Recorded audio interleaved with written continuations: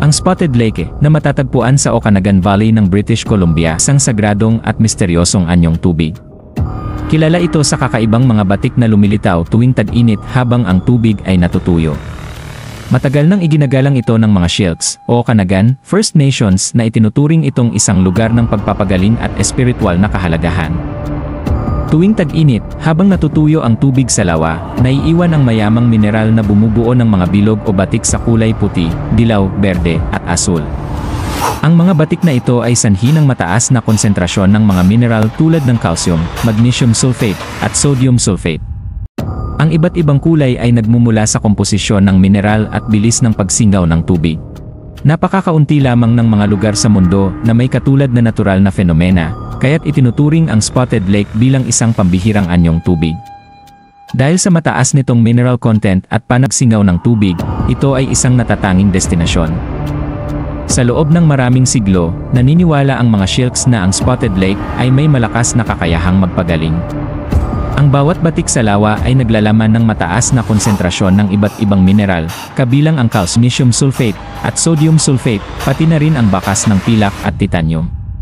Sinasabing ang mga mandirigmang katutubo sa tubig nito upang mapagaling ang kanilang mga sugat matapos ang labanan.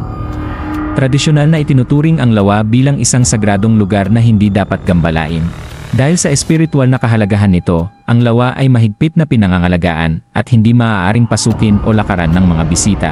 Maaari lamang itong pagmasdan mula sa malayo.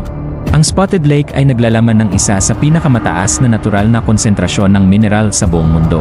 Sa tag-init, habang natutuyo ang tubig, ang mga mineral ay kumikristal at tumitigas, na siyang bumubuo sa kakaibang mga batik sa lawa.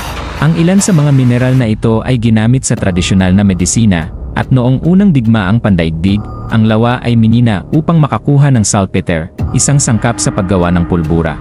Napakakaunti lamang ng mga lawa sa mundo ang may katulad na batik-batik na itsura. Ang pambihirang anyo nito, kasama ang mga alamat ng pagpapagaling, ay naging dahilan upang ito ay pag-aralan ng mga siyentipiko at maging tanyag sa mga litratista at manlalakbay. Matapos ang maraming taon ng alitan, matagumpay na nabawi ng Syilx Nation ang Spotted Lake noong 2001 upang maprotektahan ito mula sa komersyal na pagpapaunlad. Ngayon, kinikilala ito bilang isang mahalagang pamanang pangkultura at pangkalikasan. Habang maaaring pagmasdan ito mula sa Highway 3, ang direktang pagpasok ay mahigpit na ipinagbabawal bilang respeto sa sagradong katayuan nito. Ayon sa ilang oral na tradisyon, maaaring naging lugar din ito ng isang sinaunang labanan sa pagitan ng magkaribal na pangkat ng mga katutubo. Ayon sa kwento, isang matinding labanan ang naganap malapit sa lawa, at ang mga nasawi ay naiwan sa tubig na mayaman sa mineral, na nagbunga ng paniniwalang ang kanilang mga espiritu ay nananatili sa lugar. Bagamat hindi ito malawakang dokumentado, may ilang lokal na naniniwalang nakakaramdam sila ng kakaibang presensya malapit sa lawa, na nagpapalakas sa paniniwalang ito ay may tabong lihim mula sa nakaraan. Noong unang digmaang pandaigdig, itinuring na napakahalaga ng mga mineral sa lawa, kaya't kinuha ng gobyerno ng Canada ang kontrol dito at sinimulang minahin ang saltpeter, na isang paunahing sangkap sa paggawa ng pulbura. Ang pagsasamantalang ito ay nagbanta sa ekolohikal na balanse ng lawa, ngunit nanatili naman itong buo. Isa sa mga hindi gaanong kilalang misteryo ng lawa ay isang lumang alamat tungkol sa mga bakas ng paa ng multo na makikita tuwing madaling araw o dapit hapon.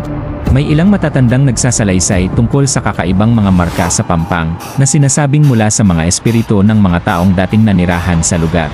Wala pang siyentipikong ebidensya na magpapatunay nito, ngunit nananatili ang paniniwala sa ilang indigenous at lokal na komunidad. Noong 2001, matapos ang maraming taon ng usapan at negosasyon, matagumpay na nabawi ng Syilx Nation ang lawa upang matiyak ang proteksyon nito laban sa komersyal na pagsasamantala. Ngayon, mahigpit na ipinagbabawal ang pampublikong pagpasok, at hinihikayat ang mga bisita na pagmasdan lamang ito mula sa malayo bilang respeto sa espiritual at kultural nitong kahalagahan.